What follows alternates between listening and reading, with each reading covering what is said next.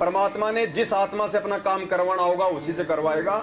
हर कोई उस काम के योग्य भी नहीं होता है, लेकिन हम अगर बैठ के शांति से, प्यार प्रेम से, अगर मर्यादा में रह के अपनी भक्ति भी कर लेते ना, तो भी बहुत बड़ी सेवा है। तो यहां देखो परमात्मा ने क्या लिखा हुआ है इस पुस्तक के पेज नंबर 25 के ऊपर, पेज नंबर 25 दास आपको पढ़ा रहा है।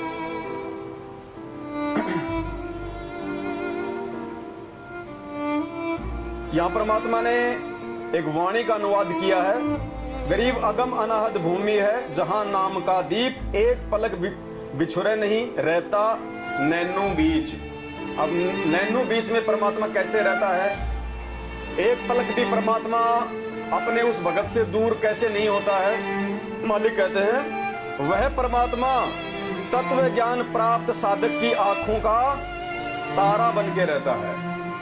वह परमात्मा तत्व ज्ञान प्राप्त साधक की आंखों का तारा बन के रहता है, एक पल भी दूर नहीं होता। भगत को आंखों के सामने कुछ रेखाएं दिखाई देती है, वे परमात्मा की भक्ति का सांकेतिक तोल माप है। अब आगे चलिए, ये 3 एग्जाम्पल दिए परमात्मा ने इस पुस्तक में। अब है पेज नंबर 110। यहां क्या लिखा परमात्मा ने पेज नंबर 110 पे? जिस भगत को वह भक्ति की कमाई रूपी रेखाएं दिखाई देती है, वह मोक्ष का अधिकारी हो चुका है। जिस भगत को अपनी आंखों के आगे जो रेखाएं सी होती है ना, मक्खी जैसी, जो ब्लैक ब्लैक से, जो दाग दाग से होते हैं, जिस भगत को वो दिखाई देने लग जाती हैं उसकी आंखों के सामने, तो गुरुदेव ने बताया कि ये पैमाना है कि उसकी भक्ति सही चल रही है, वो मर्यादा में है, वो मोक्ष का अधिकारी हो चुका है। और ऐसी भगत को, जिसको ये रेखाएं दिखाई देती हैं, परमात्मा उसकी आंखों का तारा बन के रहता है। क्या बन के रहता है? तारा। फिर पेज नंबर 137।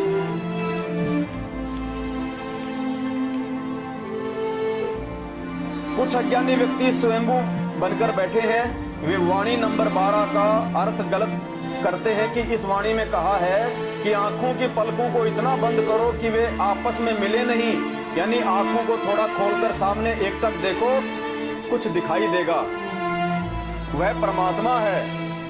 कुछ एक को अपनी आंखों के सामने वाली काली काली टिक्की या स्प्रिंग सा दिखाई देता है, उसी को परमात्मा का स्वरूप बताया जाता है। कुछ एक को कुछ नहीं दिखाई देता है, वे शर्म के मारे कह देते हैं हाँ कुछ दिखा, परंतु बाद में स्पष्ट बताते हैं कि कुछ नहीं दिखा। गुरुजी ने बार बार कहा तो हाँ भर ली। एक ऐसे दोनों प्रकार के भ्रमित व्यक्ति हमारा ज्ञान समझकर मेरे संत रामपाल दास के पास आए और दीक्षा ली।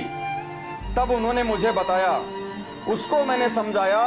अब गुरुजी ने क्या बताया वास्तव में, कि भक्ति की प्रेरणा पूर्व जन्म के शुभ संस्कारों के कारण होती है। उसमें पूर्व जन्म में की भक्ति की शक्ति यानी भक्ति की कमाई शेष रहती है।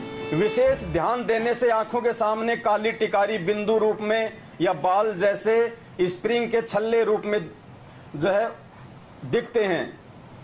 यदि फिर से शास्त्र विधि अनुसार सत्य साधना करने को नहीं मिलती तो इसी जन्म में कुछ समय उपरांत वो दिखाई देना बंद हो जाती हैं, क्योंकि वो खर्च हो जाती हैं। मेरे को रामपाल दास को बचपन से ही ऐसी वस्तुएं आंखों के सामने दिखाई देती थी।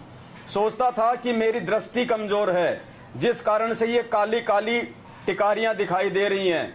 सन 1998 में गुरुजी से दीक्षा लेने के पश्चात वे और अधिक हो गई, तो मेरे को चिंता बढ़ गई कि शायद आंखों की दृष्टि कम हो गई। चेक करवाया तो आंखें ठीक मिली। एक दिन गुरुजी को बताया तो उन्होंने कहा कि ये तेरी भक्ति का धन है जो आगे बढ़ रहा है। पहले ये पूर्व जन्म की बची भक्ति कमाई थी, ये धीरे धीरे समाप्त हो जाती है। इसके पश्चात शांति हुई तथा अब अत्यधिक बढ़ गई, ढेर लग गया है। ये परमात्मा ने बताई। दास ने भी आपको साल भर पहले की वीडियो में बताया था कि जब दास 8वीं क्लास में जब पढ़ा करता था, उसी समय से मेरी आंखों के सामने वो काली रेखाएं, वो पट्टियां जो है वो चलती रहती हैं। और बचपन में उनके साथ में मैं वो खेला करता था, वो कभी इधर भग जाती कभी इधर भग जाती। उस समय तो कुछ मालूम था ही नहीं। अब परमात्मा के शरण में आए तो पहले वो एक थी, अब दास की जो है वो दो हो गई है। और मालिक ने कहा कि तत्व ज्ञान प्राप्त भगत की परमात्मा आंखों का तारा बन के रहता है। तो पुण्यात्माओं, परमात्मा पल पल दास के साथ में है। इसलिए दास कह रहा है कि ये मैनेजमेंट वाले चाहे कितनी घटिया हरकत कर लो, ये मुकदमे इन्होंने कोई नए नहीं करवाए मेरे ऊपर। आज से पहले 4 मुकदमे ये करवा चुके हैं। जब मैं मेरठ में था कुछ नहीं करवा पाए, ना कोई पकड़ने आया ना कोई जकड़ने आया। केवल संगत को भ्रमित करने का इनका ये ड्रामा होता है और कुछ नहीं होता है। और पकड़ लेगा तो मुझे कौन सा फांसी पे लगा देगा, मैंने कौन सा मर्डर कर रखा है। अब तो मेरी कोई विशेष आवश्यकता भी नहीं है संगत में। जो परमात्मा ने जो समझवाना था 7 साल से खूब समझवा दिया। अब भी अगर कोई नहीं समझे तो फिर वो गधा का गधा, उसको तो फिर भगवान भी नहीं समझा सकता। तो अब दास की तो विशेष कोई आवश्यकता भी नहीं है। सबको मालूम पड़ गया कि धरती पे कौन परमात्मा है, क्या भक्ति है गुरु जी ने बताई रखी है। भाई गुरु जी को भोग लगाना है, अपने घर में केवल अपने परमात्मा की फोटो लगानी है, क्या मर्यादा है क्या नहीं है, सब भाई बहनों को अच्छे से मालूम पड़ चुका है। तो अब तो दास की कोई विशेष आवश्यकता भी नहीं है। फिर भी परमात्मा जब तक सेवा में रखेंगे दास रहेगा, दास की औकात नहीं है। और बाकी मालिक की मौत, जहां परमात्मा बैठाना चाहे। जब भगवान खुद जेल में बैठा है तो हमें क्या शर्म है भाई जेल में जाके बैठने में। लेकिन जब तक सेवा है तब तक तो सेवा करेंगे, अपनी सावधानी भी रखेंगे।